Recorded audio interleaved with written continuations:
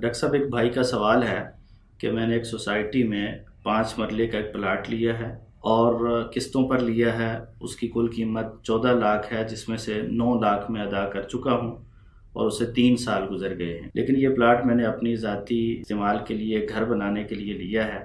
تو کیا گزشتہ جو 3 سال گزرے ہیں اور 9 لاکھ میں نے اس کی پیمنٹ کر دی ہے تو اس کی کوئی زکوٰۃ ہے یا نہیں؟ الحمدللہ والصلاة والسلام علی رسول اللہ، اما بعد. جب زمین کا کوئی ٹکڑا اس لیے خریدا جائے کہ اس کے اوپر خریدنے والے نے اپنا مکان بنانا ہے، اپنی بلڈنگ کھڑی کرنی ہے، اپنی عمارت قائم کرنی ہے، تو اس کے اوپر کوئی زکوٰۃ نہیں ہے. یہ سوال جس میں سوال کرنے والے بھائی کہہ رہے ہیں کہ انہوں نے اپنا گھر بنانے کے لیے پلاٹ خریدا اور اس کی قیمت 14 لاکھ روپے طے ہوئی ہے، 9 لاکھ روپے ادا کر چکے ہیں قسطوں کی صورت میں، تو یہ 9 لاکھ روپیہ ان کا نہیں ہے. یہ 9 لاکھ روپیہ اس کا ہے جس نے زمین بیچی ہے. تو اگر زکوٰۃ واجب ہوگی تو اس کے اوپر ہوگی. اس کے اوپر زکوٰۃ واجب کیوں ہو؟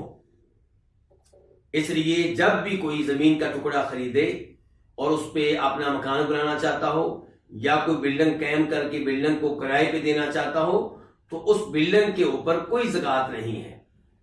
البتہ جو کرایہ آئے گا وہ اگر محفوظ رہتا ہے، جمع ہوتا رہتا ہے اور زکوٰۃ کے نصاب تک پہنچ جاتا ہے تو اس کے اوپر زکوٰۃ ہوگی.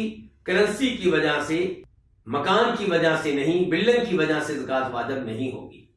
اسی طرح اگر کوئی آدمی زمین کا ٹکڑا اس لیے خریدتا ہے تاکہ میرا مال محفوظ ہو جائے، لیکن بیچنے کا ارادہ نہیں ہے، بیع کا ارادہ فی الحال نہیں ہے، تو اس کے اوپر بھی زکوٰۃ نہیں ہے. البتہ اگر کوئی اس لیے زمین کا ٹکڑا خریدے کہ میرا مال محفوظ رہے گا اور 1 سال کے بعد یا 2 سال کے بعد یا 3 سال کے بعد میں اس کو بیچ دوں گا، پھر میں شادی کروں گا یا ایک اور مکان بناؤں گا یا میں عمرے پہ جاؤں گا یا میں حج پہ جاؤں گا، تو تجارت کا بیچنے کا کوئی بھی مقصد ہو تو ایسے پلاٹ کے اوپر، ایسے زمین کے ٹکڑے کے اوپر زکوٰۃ واجب ہوگی، ورنہ اس کے اوپر زکوٰۃ نہیں ہے.